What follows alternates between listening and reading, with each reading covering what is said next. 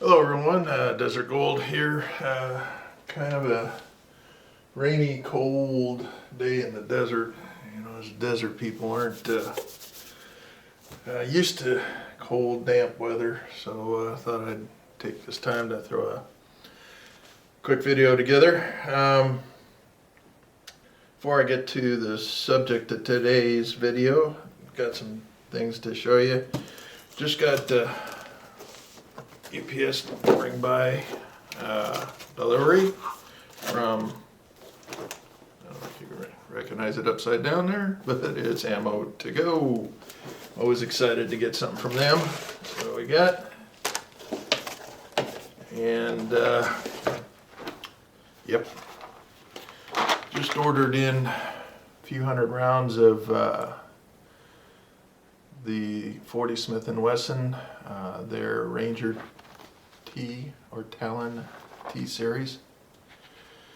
I have been using up to this point in my Glock 27 the Ranger T series. In my carry, I was using the 165 grain. This one that I ordered is the T series, and it is the 180 grain. This will be actually going into my 27 as the new carry round. Eventually I'm going to get out in the desert, we'll do a head-to-head comparison of these Talon 40 Smith & Wessons and see how they do in the ballistics gel. Also coming up, I've got, I just finished my little trauma kit for taking out with me when I go shooting or at the range. Expedition fight bag. I'll do a review on this and its contents in an upcoming video on trauma kits and first aid. But let's get to today's topic, and today's topic is going to be kind of a comparison between two very well-known and reputable laser sighting systems for pistols. We've got Lasermax,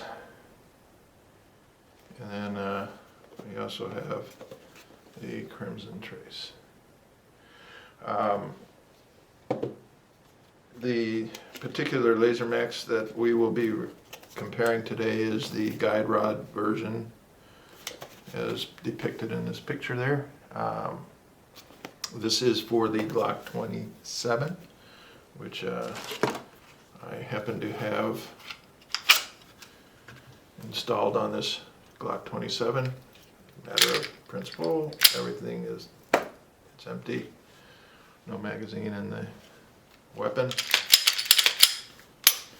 And then for the Crimson side, my other carry weapon is my Glock 19, which you've seen before. Again, nothing in the chamber and no mag. Okay, so I'm going to try and quickly go over some pluses and minuses of what the both laser sighting systems, or target acquisition systems, if you want to call it that, have in common, and where they differ, pluses and minuses. Maybe if you're on the fence about which way to go, I hope I might allay some of the confusion on it in some of the respects here. So let's start off with the Lasermax. I'll quickly disassemble this and show you exactly what's involved here. The Lasermax, as you know, like I said, is a guide rod. Okay, I just adjusted the lighting a little bit, maybe see if I can get you a better view of the guide rod laser. Obviously the laser is in the front. and the battery cover, which is in the back. And this battery cover slides on and off, and you replace your battery pack. The battery pack is something that's almost proprietary, and you get from Lasermax. I'll get to that in a little bit. Pretty straightforward assembly. So we can do this for you backwards. Just goes in where your guide rod would.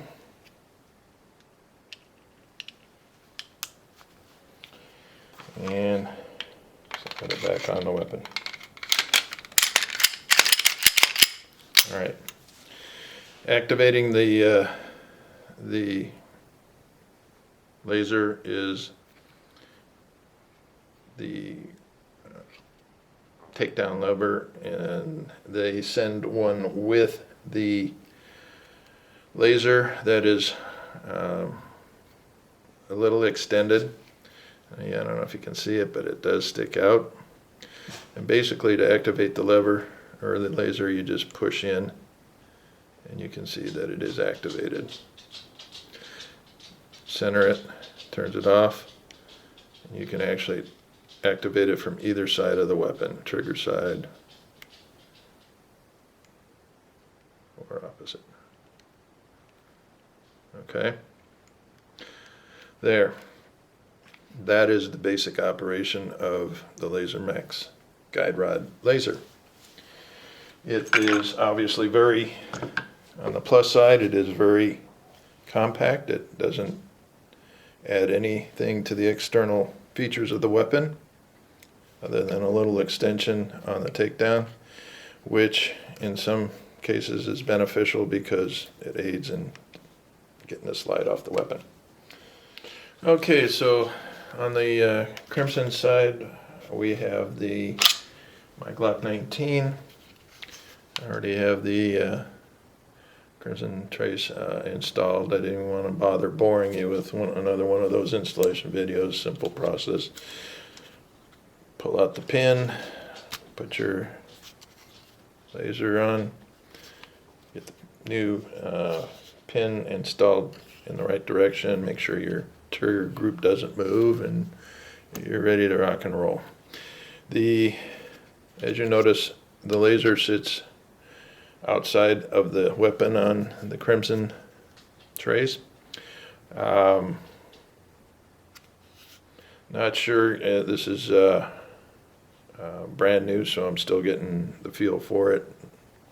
I do like the grip.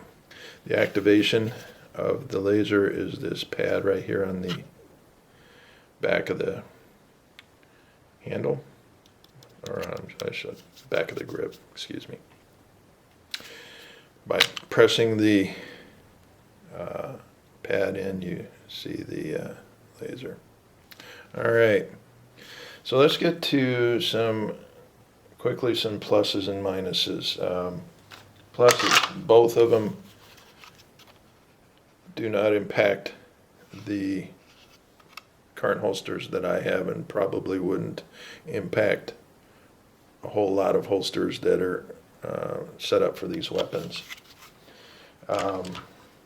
Definitely no impact on the Lasermax. Let's see, activation somewhat simple, or for the most part simple, with, as I showed you, the Lasermax, just moving the lever to one side or the other activates the laser. As you can see, this is a pulsing laser. Some people prefer a solid beam. This is what you're going to get with the Lasermax. With the Crimson Trace, the beam is a solid one, and is also easily activated with the pad on the back of the grip. Now, what would be the negatives? All right, let's say you're wearing CCW and the need arises for you to draw your weapon. You draw the weapon, and as you are presenting, you have to actually add a new step in this and activate the lever, either trigger side or so. It might be of assistance in reminding you not to have your finger in the trigger by having it here and activating it as it's coming up. Problem is now you've got a time delay to get to the fire position. Secondly, in a stressful situation, finding that little, things are happening, finding that little thing on either side of that weapon, especially on a small subcompact like this, can be very, very tense and trying. I mean, you've got to really put a firm pressure on either side to get that laser going. With the Crimson, on the other hand, you draw, you're already there, whether or not your finger is moving or not. Definitely a faster activation of the laser. Other negatives on the Lasermax side. Lasermax, as I said, has their own little battery pack, and it is not cheap. And it's a series of 4 tiny little batteries that are wrapped in a package that go into the barrel of that laser guide rod, and they usually run about anywhere from 15 to 18 on up to $20 for one pack, which in most cases should last you a year. Problem is, as you see, this does stick out, and depending on some holsters, it might activate it when you take it out and you're not aware of it's not being on. Another problem that I had occurring with Lasermax is that the recoil, especially in this weapon and my 10 mil, the Glock 29, for some reason the recoil, the slide going back, would actually turn the laser on when you didn't really need it on. So you're constantly in having to, especially if you're firing one shot after another, about the second, third shot your laser's on. And it gets kind of irritating after a while, having to turn that off. This is probably going to be, I can hold this so that it's either on or it isn't. So this, in my opinion, would be a little less irritating. I'm assuming that even with a proper grip on this weapon, it's always probably going to be on, which I'm not sure I'm too concerned about, because this is another benefit with Crimson Trace. That's it. Free batteries for life. So there's a lot of things to like about Crimson Trace. There's a lot of things to like about Lasermax. In my final evaluation, given the fact that you've got them taking care of your battery usage for the life of your time that you have your weapon or your Crimson Trace, ease of use, ease of installation, both are very accurate within the self-defense ranges, so that's not an issue. Lasermax is non-adjustable, so if it goes out of alignment, the only option is you have to send it back to Lasermax. And if it's out of warranty, that will run anywhere from $70 on up for them to readjust it. With Crimson Trace, they send you the little Allen keys to adjust windage and elevation, making it more user-friendly. So in my personal evaluation of the two laser sighting systems, scale weighs in at Crimson Trace. If you have any comments or disagree with me, or have any further input on either one of these sighting systems, do get involved, leave a comment, let me know what you think. I always appreciate hearing from you guys. If you think it's worthy, go ahead and subscribe. Appreciate that all the time. This is Desert Gold out. You guys have a great day and be safe.